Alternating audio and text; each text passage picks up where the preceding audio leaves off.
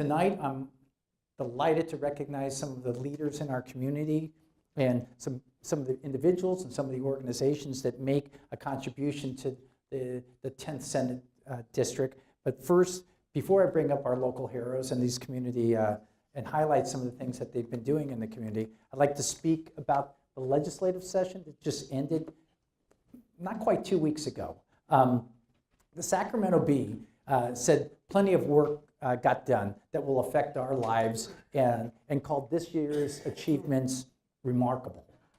We passed major legislation on several issues facing California. In transportation, we've secured funding to repair our roads, our bridges, and highways. In housing, we've provided a permanent source of funding for affordable housing, as well as placing a housing bond on the ballot. In cap and trade, we've both extended and funded some of our key climate programs. In immigration, we set aside $45 million to aid immigrants and another $30 million to help the Dreamers, provide them with assistance and counseling. And we've increased transparency, shining a light on pharmaceutical prices and also dark money in some of our elections. And we've passed the bond, $4 billion bond for parks, water, and flood control, which will also be on your ballot coming next year. I guess no place has really felt the brunt of the housing crisis like the Bay Area. Every day I'm reading in the newspaper an article about it, and the prices are just astronomical. And the statewide Public Policy Institute for California reports that 32% today, 32% of people who have homeowners who have a mortgage and 47% of renters now spend more than 1/3 of their take-home pay just on housing. And while California has 12% of the nation's population, we have 22% of the homeless. We took a major step to expand housing opportunities this year, especially for low-income folks. So let me tell you about 4 of those areas. We created this permanent source of funding for affordable housing, and we passed this $4 billion bond that's going to be placed on the ballot. The passage of these 2 measures, Senate Bill 2 and Senate Bill 3, will leverage $15.6 billion in federal and local funds over a 5-year period.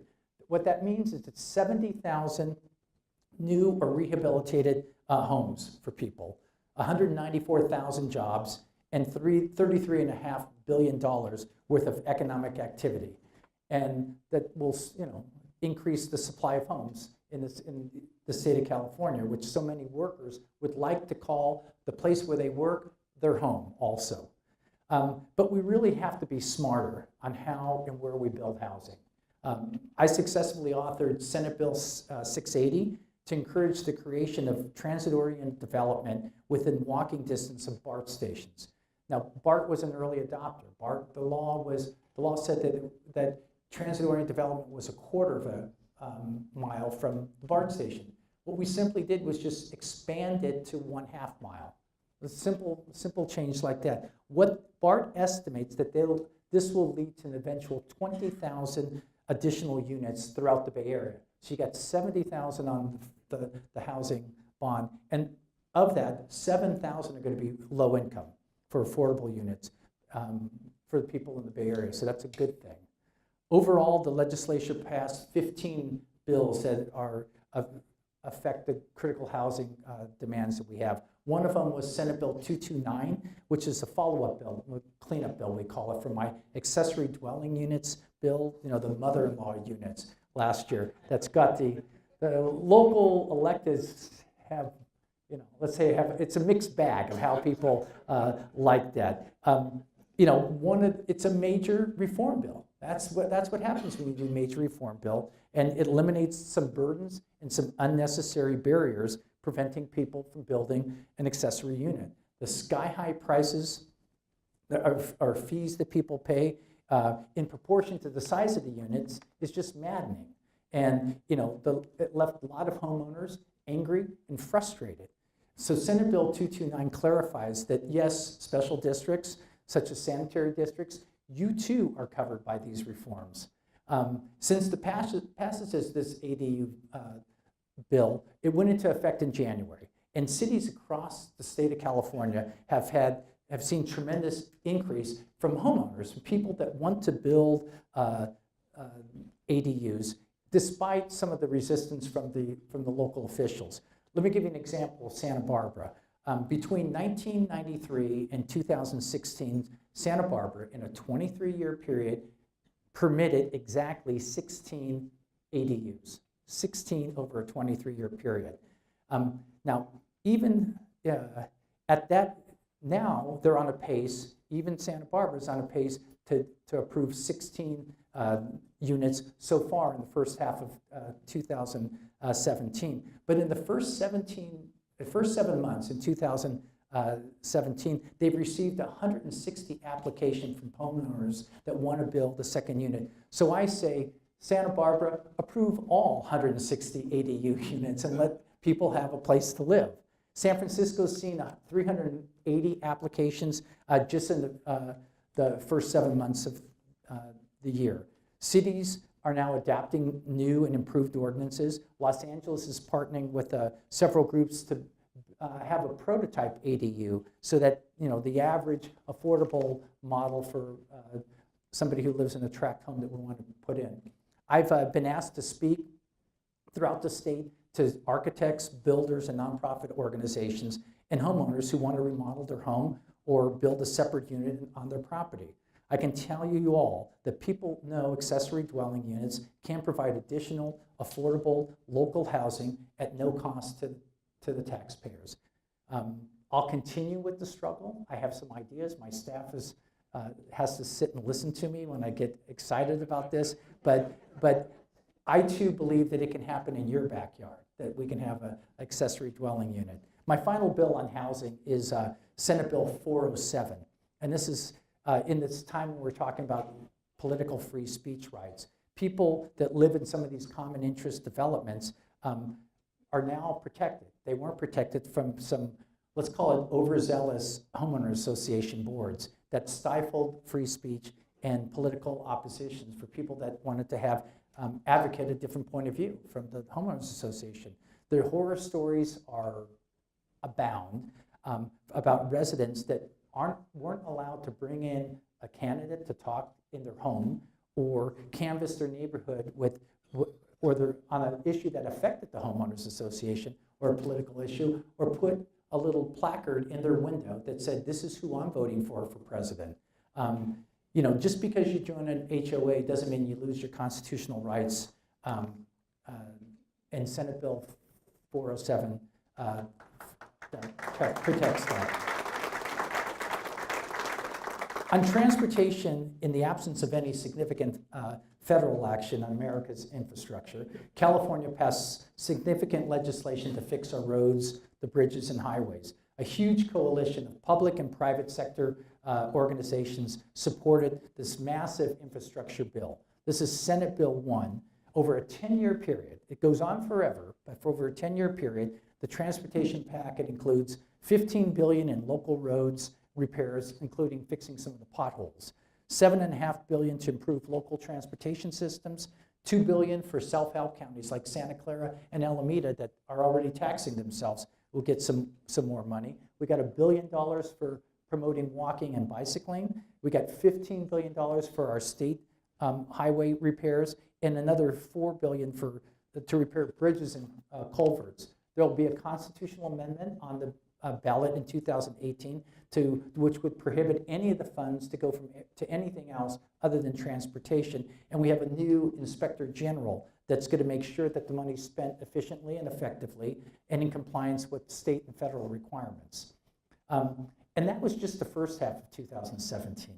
In the second half, we passed what the Bay Area knows as a Regional Measure 3. It's going to be on the ballot next year. The MTC is going to decide that, and this is going to provide new BART cars to replace some of the BART cars are 40 years old, 45 years old. There's going to be the new phase for BART to San Jose past the Berryessa station. We've got more on that, but next year hopefully I'll have an announcement. They'll improve the Capitol Corridor. AC Transit and the San Jose, construction for the San Jose Diridon Station. We're going to design and construct a transfer station for BART and the ACE train at the area known as Shin in Fremont. And we're going to improve the connector. All of you that go from 680 to 880, that connector on Mission Boulevard, State Route 262, there's money in there. And we're going to improve the Dumbarton corridor, including some freight rail lines and several other projects that are included.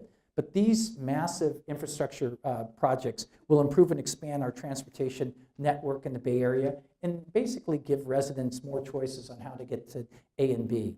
These are some of the improvements that are occurring right now also. I mean, earlier this year, I was at the Warm Springs grand opening, ribbon cutting in South Fremont. Next year, we're going to see BART trains rolling into Santa Clara County with the opening of Milpitas and Berryessa stations. And the expanded funding for to downtown San Jose is going to have some real progress in the transportation front. Like many of you, I traveled here today, experienced the traffic all the time, but let's make no mistake. In Sacramento, we're working diligently to upgrade the system, to make repairs, and provide residents more transportation options. And residents, our businesses, and our economy is going to see a positive result in improving these infrastructure projects.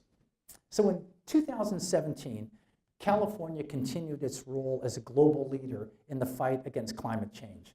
By a 2/3 vote, we extended our cap and trade system for another 10 years. Now,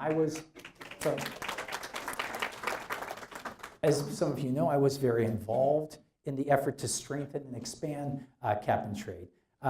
Consulting with some staff, with my staff and carbon pricing experts from Stanford, as well as some economic equity experts from Duke University, I authored Senate Bill 775, which to this day, I would argue, would have been a better and a bolder cap and trade system than the simple extension of the cap and trade system that we had. Unfortunately, it wasn't approved. The governor's version was approved with a substantial amount of sweeteners in the pot in the form of tax cuts, and it was able to get the 2/3 vote. I voted for the package, but I would frankly favor a more robust cap and trade program as spelled out in Senate Bill 775. Now, 775 included a climate dividend to pay consumers back for the costs incurred under the cap and trade. So consumers would get a quarterly check. Most low-income people have don't have a big carbon footprint. They don't use as much carbon as we do. So it's a progressive impact on low-income folks versus a regressive impact. It included protections for businesses by ensuring that the playing field was level as a result of unequal treatment by some of the companies selling carbon-intense products in California with a border adjustment when these products came in. And lastly, it set aside cap and trade funds for infrastructure and climate adaptation projects. Those projects that will make California and our ecosystems more resilient and to our changing climate conditions. And I'm here at UC Santa Cruz, funding for climate research programs. Although it wasn't approved, I believe that this legislation is a model for other states and for other nations to use when they're trying to address putting a price on carbon. We have more intense extreme weather events. Just flick on the TV any day. The rising sea levels, extended fire seasons, flooding, greater threat of vector-borne diseases. So we must invest in climate adaptation. I'm the chair of the Senate Environmental Quality Committee, and I chair the Budget Subcommittee on Transportation and Energy. And I've been an advocate for climate adaptation and have secured funding for adaptation programs. The Bay Conservation and Development Commission, BCDC's A Rising Tide program, has got some additional funding this year. There was about $52 million in the cap and trade program for resiliency and adaptation, and there's about $100 million for adaptation in the park bond, competitive grant program that's going to come up if and when it's approved by the people. So we directed a substantial portion of these funds in cap and trade also to reduce the amount of diesel buses and trucks on the road and to shift to an electric buses and clean buses. In the 10th Senate District, we have the companies like Motiv produce electric buses. It's unbelievable when you get the data, the amount of carbon that comes through the school bus from the floor. That the kid, this is a vulnerable population of children. They're in these old buses. And as I've said often in public, I don't want the school system to sell the buses to the Lutherans and Episcopalians so they can use it on the weekend. We want to put them out of business. We want to retire them. So also in the funding was there was some terrible flooding in San Jose, and the people and the South Bay delegation, all the members in the legislature were working with local leaders to target millions of dollars in a budget trailer bill that's going to assist those who were affected. And it was a historic year for the passage of this park bond and the extension of cap and trade. And I was pleased. I got recognized by East Bay Regional Parks for my efforts under climate adaptation.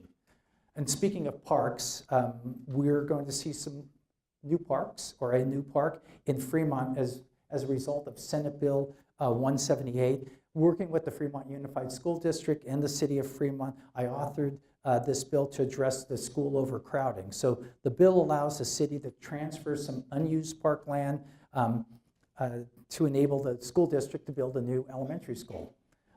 There's going to be a joint use park that's going to be created alongside with another park at the old Clarendon Cadillac dealership, which is now, you go into these areas and you change them, and you put about a bunch of housing in, and you forget that you don't have a park for people to go in. So it's a good thing. So let's switch from housing and transportation and climate change to some of the other huge challenges that are facing not only our state, but the nation as a whole. Another monumental challenge is income inequality. It's a problem that we cannot ignore. It's poverty, folks. I also recognize that laws don't mean much if there's no one there to enforce them. So that's why I fought since I was elected to the legislature in 2010 for additional funding for legal aid. And this year, included in the budget, is $20 million over a 2-year period for legal aid for poor people. This increase goes to the Equal Access Fund, but it will expand the number of Californians who can resolve their legal troubles and obtain services more efficiently. Seniors with disabilities, domestic violence survivors, elder financial abuse victims will benefit from having a legal service provider guide them through the judicial system or avoid it altogether. I'm proud to help champion this expansion of funding to assist families throughout the state. And when it comes to income inequality, I'm tackling this issue, focusing on helping relieve some of the debt burden that people have. The introduction talks about my work as a bankruptcy attorney, but many of our friends and our neighbors face a crushing burden of debt. We can stand by and allow debt collectors and impose their draconian measures that push low-income people either into homelessness or into a cycle of poverty that they're never going to get out of. Or we can stand up to the powers that be and help say this is a state that we're going to help out folks that need a helping hand. But if we're going to enforce stronger consumer protection laws and give this people a better chance to pay back the debt, we'll see a resiliency in the people that live with us and help them reach their potential. Give them that second chance. Now, I'm not advocating to make the debt go away, but I'm advocating for a more managed way for people to pay them back. So I have 2 bills that are on the Assembly floor now, Senate Bill 16 and Senate Bill 298. Believe me, the banks and the debt collectors don't like Bob Wieckowski and hate these 2 bills, okay? But I didn't go to Sacramento. to represent the debt collectors and the banks. I went to Sacramento to represent poor people. It's the people whose voices is not going to be heard. And so Senate Bill 16 assists Californians with private student loan debt. Now, it's a modest bill. My staff is sitting over here and they know it's a modest bill because it's not what I would truly have wanted. But if somebody defaults on a private student loan today, the debt collectors can garnish 25% of their wages, their take home. This bill puts a cap at 15%, which incidentally is identical to what the federal government garnishes if you default on a federal guaranteed student loan. Seems not like a big deal. Student loans now, and I'm sure I'm going to get corrected, total $1.3 trillion nationally. People are putting off graduate school, which we don't want to have because we're here at UC Santa Cruz Extension, purchasing a home, getting married, having a family. Everything gets put on hold until they deal with the debt. We know people like this. They may be our children. They may be our family. And this weighs down our economy. And Senate Bill 16, in a small way, is just there to help people manage their paycheck when they get it. So while California has limits on how much, so that's what 16 is going to do. So California has limits on how much you can garnish a paycheck. But there's no limit on how much a debt collector can take out of your bank account. We call this a bank levy. You owe money and the creditor can go into your bank account and empty it out. You want to talk about accelerating homelessness and poverty, that'll do it. There's a lot of people who, classified workers who don't work in the summer, farm workers, people that are unbanked. And people think they're unbanked because they're not very clever. No, they're clever. They just had somebody who had their bank account wiped out. So they can put a claim in and file a claim of exemption, but it takes months to get the money back, even if you have a lawyer. And what that means is that your rent doesn't get paid, the kids don't get fed, you don't have gas in the car or public transportation to get there. So Senate Bill 298 automatically exempts $2,250 from collectors. Again, a modest, meager step. People need this money to cover those expenses. So the last night of the session that we were in on the morning of September 16, the debt collectors achieved a temporary victory. They defeated the bill, blocked it from passage and going on to the senator or the governor.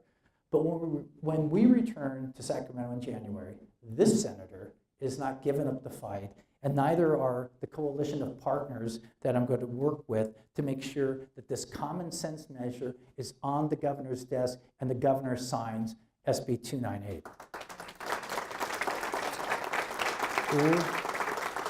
My last policy priority that I want to mention tonight is Senate Bill 66. Now, this closes an indefensible loophole that allows corporations who have egregiously break the law, sometimes leading to injury or death of one of their customers, from being able to write off that punitive damage award on their taxes. Most people don't know that that's the law, but it's the law. You heard me right.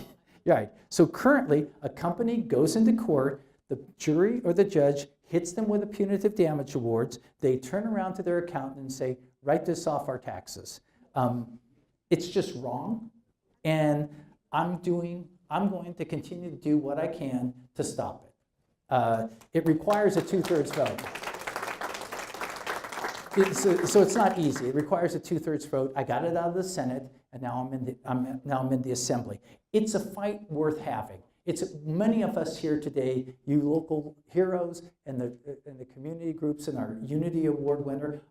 There's some things that are worth fighting for in your life, and this is one of these things that just for I want to live in a state where we don't allow these no-goodniks to get away with it. So you're going to hear from me. The Assembly's going to hear from me. I want to make sure that these get off the floor and get over to the governor. So let's talk about some district events. Locally, my district office, you heard from Rocky Fernandez, my district director. We continue to partner with different groups on several programs and important activities that are going on. Not too long ago, we partnered with Assemblymember Lowe in San Jose on the day that we had the eclipse. I could remember, that it was a senior scam stopper event where we provided important advice and steps for seniors to help them avoid getting ripped off. I co-sponsored a GoBiz event, this is the governor's office, showing local businesses how they can apply for tax credits to improve and expand their companies. There were several 10th Senate District companies, large and small, who received the credits. And we also partnered with the Board of Equalization, their Small Business Expo, and we honored Latinas in STEM as my 10th Senate District Nonprofit of the Year.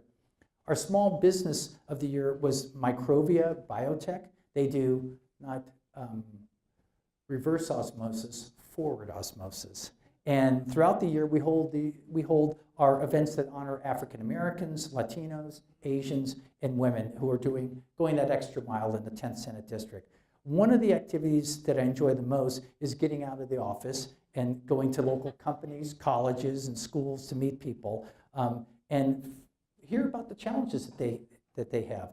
One of these events was in Castro Valley with Treasurer John Chung and the Scholar Shares Investment Board, honoring the recipients of the Scholar Dollars grant programs that the school got, and kids were great. In 2017, my staff and I participated in our fair share of parades and dinners and marches to celebrate the holidays and community milestones and the rich diversity that is the 10th Senate District. I tell folks when I get there, it's a wonderful and easy place to represent. So we have a lot of accomplishments to reflect on today, but there's more work to be done. I'm grateful for each and every one of you and the rest of the people in the 10th Senate District that gives me the opportunity to represent you in Sacramento. And I'm honored for the privilege to go up there and to be your fighter. So thank you very much and look forward to the coming year.